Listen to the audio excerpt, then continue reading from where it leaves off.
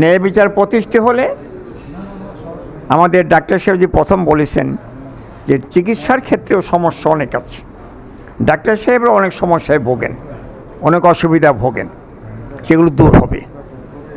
আমাদের মহানগরী সম্মানিত আমির এনে নারায়ণগঞ্জের ব্যাপারে বলেছেন যে নারায়ণগঞ্জ সমৃদ্ধ একটা এলাকা, একটা দেশ, কিন্তু নারায়ণগঞ্জে এত ডাক্তার এত কিছু থাকার পরেও একটা মেডিকেল কলেজ নাই। আমাদের মহানগর আমির সাহেব গিয়েছিলেন খানপুর হাসপাতালে, উনি বলেছিলেন এখানে মেডিকেলের কলেজের একটা সিদ্ধান্ত হয়ে আছে, কিন্তু হয় না এই জন্য এখনও যে এখানকার যারা এমপি মন্ত্রী ছিলেন যারা, তারা কেউ নিজের স্বার্থ নাই এমন কোনো কাজ আগ্রহ প্রকাশ করেন না, তার জন্য কি মেডিকেল কলেজটা এখনও হয়নি। কিন্তু নারায়ণগঞ্জে মেডিকেল কলেজ করার জন্য যা যা দরকার সব কিছু এখানে আছে। নারায়ণগঞ্জে একটা ডায়ালিসিস সেন্টার নাই, মানে কিডনির চিকিৎসার জন্য কোনো ভালো ব্যবস্থা এখানে নেই। আপনারা ভালো করে জানেন, একজন কিডনি পেশেন্ট তাকে নারায়ণগঞ্জে ঢাকা গিয়া এই ডায়ালিসিস কইরা আবার কেমনে নারায়ণগঞ্জে আসতে পারে। আমাদের একজন বড় লোক ছিলেন এখানে নাজিমুদ্দিন মাহমুদ, তিনি কিডনি পেশেন্ট মারা গেছেন, নারায়ণগঞ্জ থেকে বাসে করে ঢাকায় গিয়ে ডায়ালিসিস করে আবার বাসে করে আসছেন। কি কষ্ট হয়েছে তা সে ছাড়া কেউ বলতে পারবে না।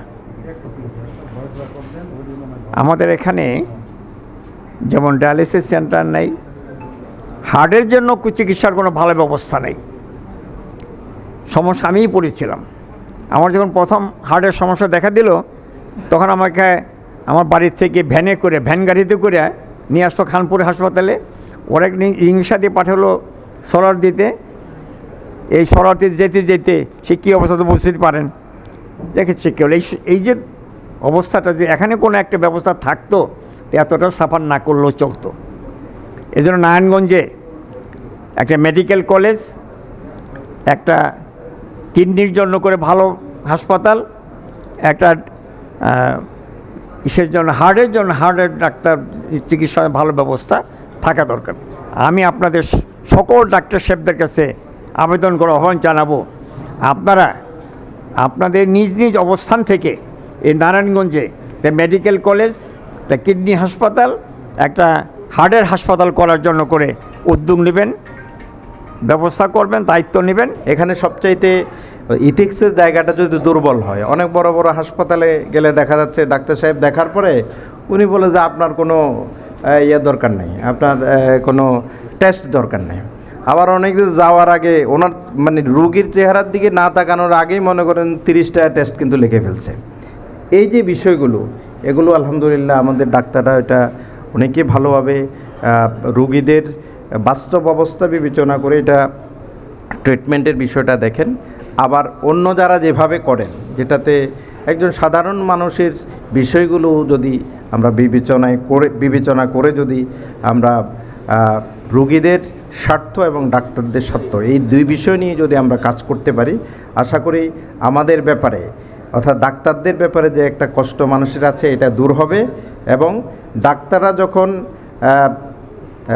রুগীদেরকে তাদের কাছের মানুষ এবং রুগীরা যখন ডাক্তারদেরকে তাদের আপন মানুষ ভাবা শুরু করবে, এই যে ডিসক্রিমিনেশন যেগুলো হচ্ছে, গোলমাল যেগুলো হচ্ছে, এগুলো আর হবে না ইনশাআল্লাহ। আশা করি আপনাদের যাত্রাটা সুন্দর হবে, ভালো হবে এবং আমরা আপনাদের পাশে থাকব। আজকে আয়োজনের নেপথ্যে যারা কাজ করেছেন সবাইকে নারায়ণগঞ্জ মহানগরীর পক্ষ থেকে মোবারকবাদ জানিয়ে আমি কথা শেষ করছি। এখানে অনেক ভাইরা আছে, আমি দেখলাম এখন যে অনেকেই পার্ট 1 করা, পার্ট মেডিসিনে করতেছে, হেপাটো বিলিয়ারিতে করতেছেন, কিংবা আরও করতেছেন। সো দ্যাট আমি বলতে চাচ্ছি এখানে কম্বিনেশন আছে, ইনশাল্লাহ হবে। এটা হলো প্রথম কথা। সেকেন্ড আরেকটা কথা আছে আমার, কোনো বোন আমাদেরকে বলেছেন এখানে কি রাজনীতি হবে। আমি ভালো উত্তর দিতে পারবো কিনা আমি জানি না, আমি শুধু এতটুকুই বলবো, সেটা হচ্ছে যেই নীতি রাজার, যেই নীতি সততার, যেই নীতি ন্যায্যতার, যেই নীতি অধিকার প্রয়োগের, অধিকার আদায় করার এবং জাস্টিস, সেটাই হবে। কীভাবে একটা হেলথ সেক্টরকে, হেলথ পলিসিকে, হেলথ ম্যানেজমেন্টকে, হেলথ রিসার্চকে আমরা স্ট্যান্ড করতে পারি, সেই চেষ্টা ইনশাল্লাহ আমরা করব।